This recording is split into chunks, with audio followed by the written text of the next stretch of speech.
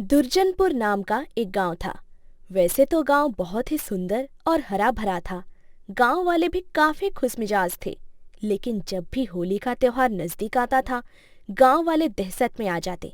एक दिन गांव वाले चौपाल में बैठकर बातें कर रहे होते हैं। भाइयों, फिर से होली आ रही है। इस बार क्या प्रोग्राम है? इस बार तो भांग होनी चाहिए भैया, गुलाल और रंग के साथ। बात तो ठीक है सुरेश भैया, लेकिन जोश जोश में भूल रहे हैं का पिछली खूनी होली को। राजू की बात सुनकर गांव वाले डर जाते हैं। अरे भाई, पिछली होली मत याद दिलाओ।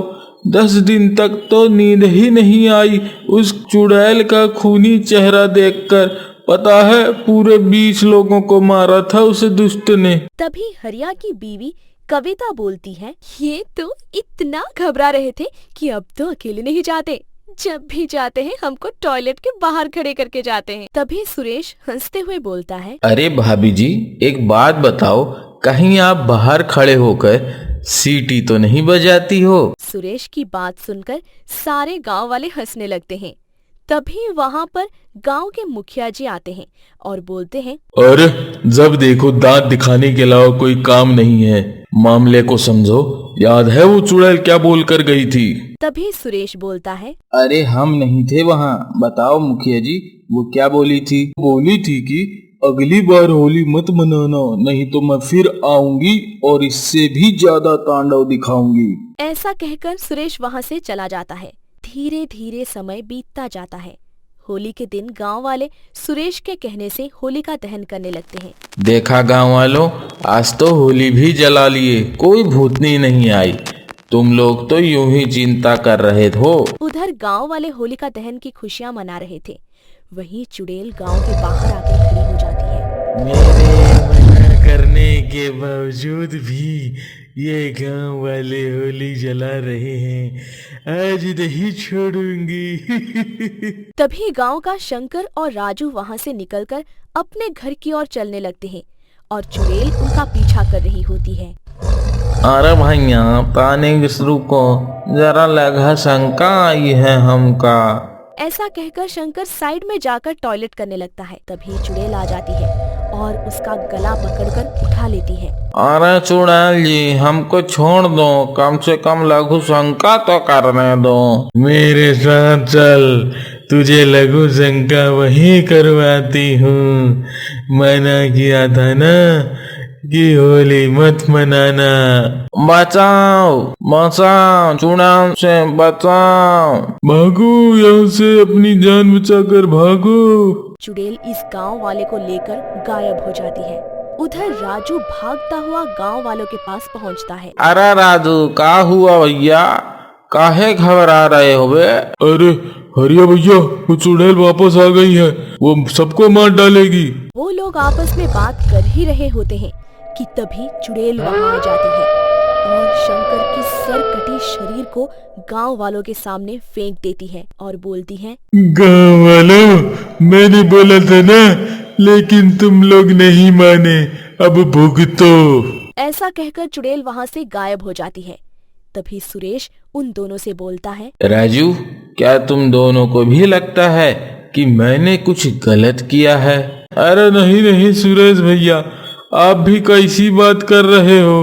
अपने गलत काम का नहीं किया है, बल्कि हम गांव वाले ही इस चुड़ैल से डरे जा रहे हैं।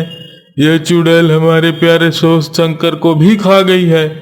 हमारा बस चले तो इसका सर ही फोड़ डालें, लेकिन क्या करें? तुम दुखी ना हो, मेरे पास एक उपाय है इस चुड़ैल को यहाँ से भगाने का। और सुरेश भाई, लेकिन इसको हम भगा कैसे सकते हैं? ये चुड़ैल है और हम इंसान, ये तो बहुत ही शक्तिशाली हैं। मेरी एक बात कान खोलकर सुन लो, हम इंसानों से ज्यादा कोई भी ताकतवर नहीं है, क्योंकि सोचने की ताकत सिर्फ हम लोगों के पास है। अब मेरी बात ध्यान से सुनो। ऐसा कहकर सुरेश उन दोनों को अपनी आगे की योजना समझाता है। अगले दिन योजना के अनुसार तीनों रंग, गुलाल और पिचकारियों लेकर घर से बाहर निकलते हैं और होली खेलने लगते हैं। सुरेश भाई, कैसा लगा हमारा रंग? बहुत ही पक्का वाला है, छूटेगा नहीं। अरे हाँ तो भैया, हम कौन सा पीछे हैं आपसे, जिस दुकान से आप लाए हो उसी दुकान से तो हम भी रंग खरीदे हुए। तभी वहाँ चुड़ैल आ जाती है। तुम तीनों नहीं माने मेरी बात, होली खेलनी है, चलो खेलो मेरे साथ होली। ऐसा कहकर चुड़ैल उन तीनों की तरफ बढ़ती है। चुड़ैल को ऐसे गुस्से में आता देख सुरेश बोलता है, चुड़ैल जी रुको तो सही, ये तो हमारी आखिरी होली है। अब आप क्योंकि आप हमें मार ही दोगी, लेकिन हर मरने वाले की अंतिम इच्छा तो पूरी की जाती है ना। अरे बहुत तेज हो रहा है, चल बता तेरी अंतिम इच्छा क्या है। हम तीनों को पकोड़े खाने हैं। टटोरे हो रहे हो तुम तीनों। फिर वो तीनों चुड़ैल के साथ सुरेश के घर की तरफ चल पड़ते हैं। सुरेश के घर पहुंचकर तीनों पकोड़े खाने लगते हैं। उन्हें ऐसे पकोड़े खाते देख चुड़ैल के मुंह में पानी आने लगता है। सुरेश उसकी तरफ देखता है और बोलता है, अरे चुड़ैल जी आप ऐसे क्या देख रही हैं, आप भी खाइए पकोड़े। नहीं नहीं, मैं डाइटिंग पर हूँ, मैं तला हुआ नहीं खाती। अरे चखो तो सही, मैंने बड़े प्यार से बनाया है। सुरेश के बार बार कहने पर चुड़ैल पकोड़े खाने लगती है, लेकिन जैसे जैसे वो पकोड़े खाने लगती है उसे चक्कर आने लगते हैं। ये तुमने इसमें क्या मिलाया है दुष्टों, मुझे चक्कर क्यों आ रहे हैं। चुड़ैल जी ये भांग के पकौड़े हैं, इसे खाकर तो बाहुबली को भी चक्कर आ जाता है, आप भी चक्कर खाते रहो, मैं तुम तीनों को कच्चा चबा जाऊंगी। लेकिन तभी चुड़ैल बेहोश हो जाती है और सुरेश चुड़ैल को जल्दी से ही बांध देते हैं और तांत्रिक को बुला लाता है। ऐ चुड़ैल, इन गांव वालों को क्यों सता रही है, छोड़ दे इनको, क्या जान लेना चाहती है इनकी। मैं इन दुष्ट मनुष्यों का पीछा नहीं छोड़ूंगी। होली के दिन नशा करके गाड़ी चढ़ा दी थी मेरे ऊपर, जिससे मैं मर गई थी। अब इन दुष्टों को हर होली पर मारूंगी। तेरे साथ तो बहुत बुरा हुआ चुड़ैल, अब तुझे इन लोगों को छोड़ देना ही चाहिए, नहीं तो मैं तुझे भस्म कर दूंगा। मुझे कोई नहीं मार सकता तांत्रिक, मैं पहले तुझे ही भस्म करूंगी। ऐसा कहकर चुड़ैल अपनी रस्सी को तोड़ डालती है और सुरेश को गर्दन से उठा लेती है।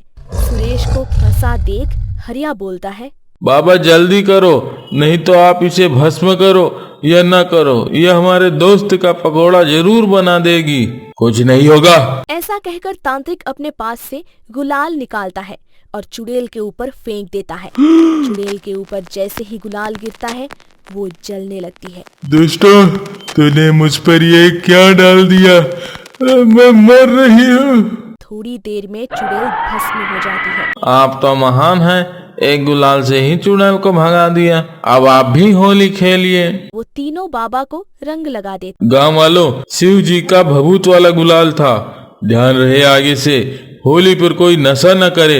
यह त्योहार खुशियों का है और परिवार के साथ इस त्योहार को खुशी खुशी मनाएं।